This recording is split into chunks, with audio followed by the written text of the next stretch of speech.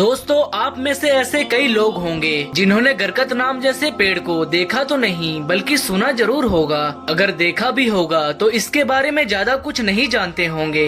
अगर आप सभी ऑनलाइन प्लेटफॉर्म या फिर गूगल पर जाकर सर्च करेंगे तो आपको ऐसे बहुत से प्रोडक्ट यानी ऐसे बहुत से कपड़े, ऐसे बहुत से शर्ट, टी शर्ट और यहाँ तक कि परफ्यूम, बर्तन और ना जाने कौन कौन से प्रोडक्ट दिखने को मिल जाएंगे जिसके ऊपर साफ साफ सेव द गरकट ट्री लिखा हुआ होता है। दरअसल ये एक मैसेज होता है जो खास तौर पर उस प्रोडक्ट को खरीदने वाले कस्टमर के लिए दिया जाता है। एक ऐसा मैसेज कि जिसकी मदद से आम लोगों के अंदर गरकत नाम जैसे खास पेड़ को बचाने और उसको लगाने की मुहिम चलाई जा रही है। इतना ही नहीं, इन सारे प्रोडक्ट को बेचकर जो मुनाफा कमाया जाता है यानी जो रकम कमाई जाती है उसका ज्यादातर हिस्सा गरकत जैसे पेड़ की काश्त पर ही लगाई जाती है, जिसकी मदद से न सिर्फ इस पेड़ को जल्द से जल्द पूरी दुनिया में लगाने की कोशिश की जा रही है बल्कि साथ ही साथ इसको बचाने की भी पूरी कोशिश की जा रही है।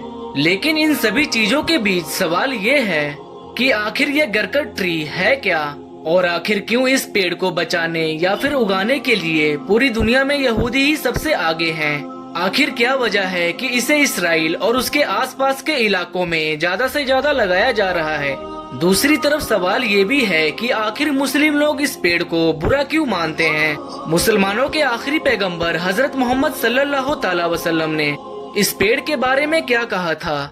जहाँ दूसरी तरफ यहूदी लोग इसे हद से ज्यादा चाहते और प्यार करते हैं, वही मुस्लिम लोग इस पेड़ को शैतान का पेड़ यानी दज्जाल के पेड़ के नाम से क्यों पुकारते हैं।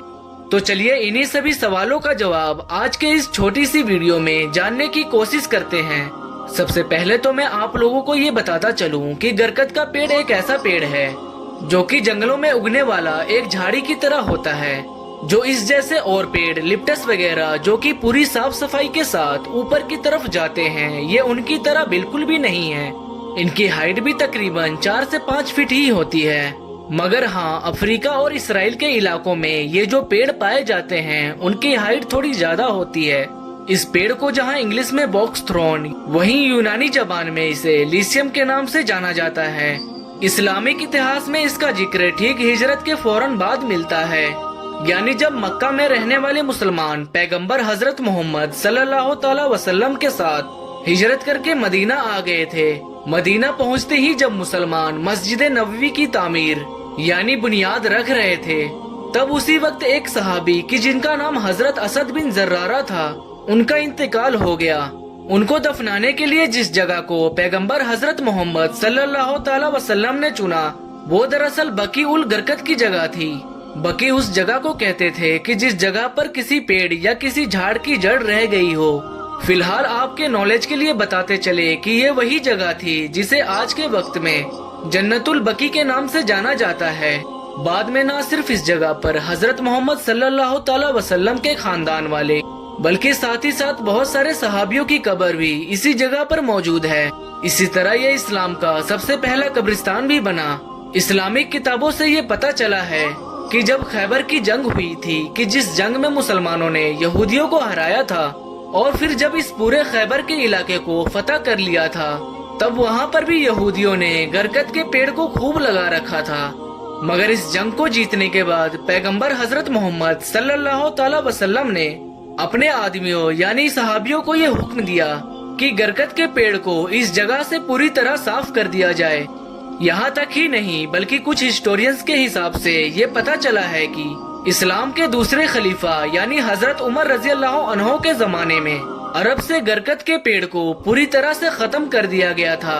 वो इसलिए कि हजरत उमर रजी अल्लाह अन्हो के दौर में सभी यहूदियों को अरब से निकालकर तुर्की और सीरिया जैसे इलाकों में आबाद कर दिया गया था, यानी खैबर वगैरह जैसे इलाकों के जमीनों के बदले उन्हें एक नया जमीन दे दिया गया था, जिसके साथ ही साथ यहूदियों का फितना फसाद पूरी तरह अरब के इलाकों से खत्म हो चुका था। मगर आप लोगों में से ज्यादातर लोगों के मन में यही सवाल आ रहा होगा कि आखिर पैगंबर हजरत मोहम्मद सल्लल्लाहु तआला वसल्लम ने गरकत के पेड़ को क्यों खत्म करने के लिए कहा था। क्योंकि हम देखते हैं कि इस्लाम में पेड़ पौधा लगाना या खेती करना एक सदका जारिया समझा जाता है और इस काम को अल्लाह के बहुत सारे नबी भी किया करते थे। मगर सही बुखारी की एक हदीस कि जिसमें पैगंबर हजरत मोहम्मद सल्लल्लाहु तआला वसल्लम ने फरमाया कि जो कोई मुसलमान खेती करे या फिर पेड़ लगाए और फिर कोई परिंदा या कोई इंसान उसमें लगे अनाज या फल को खाए तो ये लगाने वाले के लिए सदका जारिया है। इतना ही नहीं, इतिहास ये भी बताता है कि जब भी किसी जंग में मुसलमानों को भेजा जाता था तो उनको पैगंबर हजरत मोहम्मद सल्लल्लाहु तआला वसल्लम की तरफ से एक खास वार्निंग दी जाती थी। एक ऐसी वार्निंग कि जिसमें उनसे कहा जाता था कि वो जंग के दौरान रास्ते में पड़ने वाले पेड़ पौधे या फिर किसी भी खेत खलिहान को बिल्कुल भी नुकसान नहीं पहुंचाएंगे। मगर इसके बावजूद पैगंबर हजरत मोहम्मद सल्लल्लाहु तआला वसल्लम ने खुद गरकत के पेड़ को न सिर्फ काटने बल्कि जड़ से खत्म करने का हुक्म क्यों दिया था? तो ये सब कुछ इसलिए हुआ था क्योंकि मुसलमानों में इस पेड़ को बुरा और यहूदियों का मददगार माना जाता है और इस पेड़ का क़यामत के वक्त से भी गहरा ताल्लुक है, क्योंकि सही मुस्लिम की एक हदीस कि जिसमें आखिरी पैगंबर हजरत मोहम्मद सल्लल्लाहु तआला वसल्लम ने फरमाया कि क़यामत तब तक कायम ना होगी कि जब तक मुसलमान एक एक करके सभी यहूदियों को खत्म ना कर दे, यहाँ तक कि वो बचने के लिए पहाड़ों और दरख्तों के पीछे छुपेंगे। मगर पत्थर और दरख्त मुसलमानों को ये कहकर कि ए मोमिन यानी ए अब्दुल्ला, मेरे पीछे एक यहूदी छुपा है, तुम आओ और इसे कत्ल कर दो, सिवाय गरकत के दरख्त के, क्योंकि वो यहूदियों के पेड़ों में से एक पेड़ है।